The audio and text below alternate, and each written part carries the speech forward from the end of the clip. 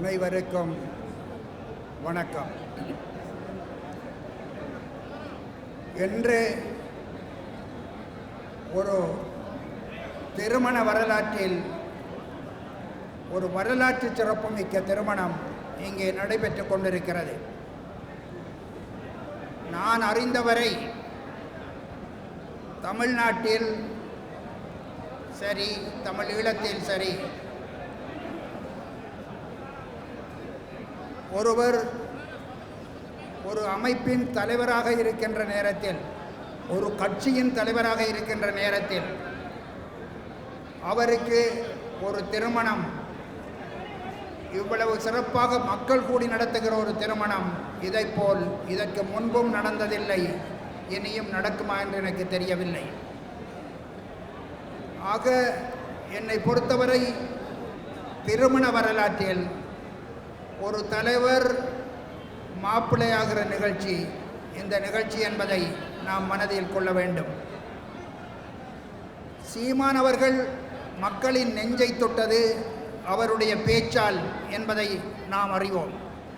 அவருடைய பேச்சுத்தான் மக்களை முதலில் தொட்டது, உலுக்கியது. அவருடைய சொல் புயலுக்கு நிகரானது. புயல் மொழி என்று நடைபெறுகிற திருமணம் புயல் மொழிக்கும் கயல் விழிக்கும் நடைபெறுகிற திருமணம் என்பதை இந்த விழாவில் நான் பதிவு செய்ய விரும்புகிறேன்.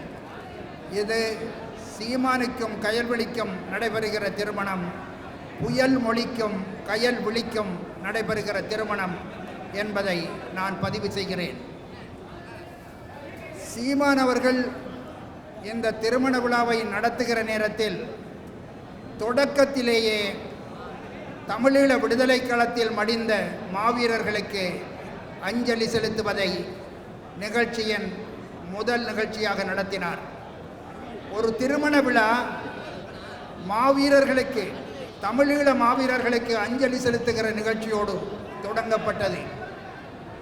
அதைத் தொடர்ந்து ஈடுணையற்ற தமிழீழ தேசிய தலைவரை ஈன்றெடுத்த அவருடைய பெற்றோர்கள் வேலுப்பிள்ளை ஐயா அவர்களுக்கும் பார்வதி அம்மையாருக்கும் சீமான் அவர்கள் வணக்கம் செலுத்தினார்கள். இந்த இரண்டு நிகழ்ச்சிகளுக்கு பிறகுதான் சீமான் அவர்கள் கயல்விழி அவர்களுக்கு தாலி அணிவிக்கின்ற நிகழ்ச்சி நடைபெற்றது. ஆக இந்த திருமண நிகழ்வு என்னை பொறுத்தவரை இது ஒரு திருமண நிகழ்வாக இருந்தாலும் தமிழீழ விடுதலை போராட்ட களத்தில் இந்த நிகழ்வு ஒரு போராட்டமாகவே காணப்படும், கருதப்படும் என்பதில் எனக்கு எந்த ஐயமும் இல்லை. முள்ளிவாய்க்காலுக்கு பிறகு அவர்கள் நினைத்தார்கள், எல்லாம் முடிந்தது என்று நினைத்தார்கள், புலிகள் ஒளிந்தார்கள் என்று நினைத்தார்கள். ஆனால் இது போன்ற சீமானுடைய திருமணம் போன்ற நிகழ்வுகள் தமிழீழ விடுதலை கிடைக்கும் வரை தமிழர்களுடைய விடுதலை போராட்டம் ஓயாது என்பதை எடுத்து காட்டுகின்ற நிகழ்ச்சியாகவே அமைவதை நான் பார்க்கிறேன். முள்ளிவாய்க்காலோடு எல்லாம் முடிந்துவிடவில்லை. தொடர்ந்து எத்தனை நிகழ்ச்சிகள், செங்கொடியினுடைய தீக்குளிப்பு நிகழ்ச்சி, ஏன் நேற்று கூட செந்தமிழ் குமரன் என்ற இளைஞர் சுவிட்சர்லாந்தில் தீக்குளித்திருக்கிறார். நம்முடைய போராட்டம் தொடர்கிறது. இந்த திருமண விழா கூட ஒரு போராட்டத்தின் தொடர்ச்சியைத்தான் நினைவுபடுத்துகிறது. பார்க்கின்ற திசையெல்லாம் மண மண்டபத்தில் தலைவர் பிரபாகரன் அவர்களுடைய படத்தை நான் பார்க்கிறேன். அவரை உலகத்தில் எந்த கொம்பனும் களங்கப்படுத்த முடியாது, எந்த கொம்பனும் களங்கப்படுத்த முடியாது.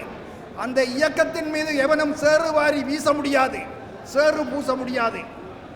ஒரு தூய்மையான தலைமை, ஒரு தூய்மையான இயக்கம், அந்த இயக்கம் வளர்த்தெடுத்த போராட்டம் என்றும் அந்த மண்ணில் அந்த விடுதலை போர் தொடர்கிறது.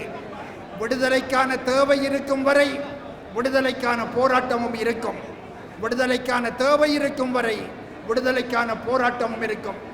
அப்படியான ஒரு போராட்டத்தை தமிழர்களுக்குள்ள இரண்டு தாயகங்களில் ஒன்றான தமிழ் நாட்டில் முன்னெடுக்கிற ஒரு ஈடுணையற்ற புலிகளின் தளபதியாக, தலைவனாக நான் சீமான் அவர்களை பார்க்கிறேன். அவருடைய தலைமையில் இந்த தமிழ்நாடு அந்த வீர விடுதலை போரை தொடர்ந்து முன்னெடுக்கும், வீறு கொண்டு முன்னெடுக்கும். அந்த போராட்டம் நெருப்பாய் வெடிக்கும். மற்றவர்கள் சிலர் கனவு காண்பதைப் போல, சில எதிரிகள் இரண்டகர்கள் அவர்கள் எண்ணி எதிர்பார்த்திருப்பதைப் போல எதுவும் நடந்துவிடப் போவதில்லை.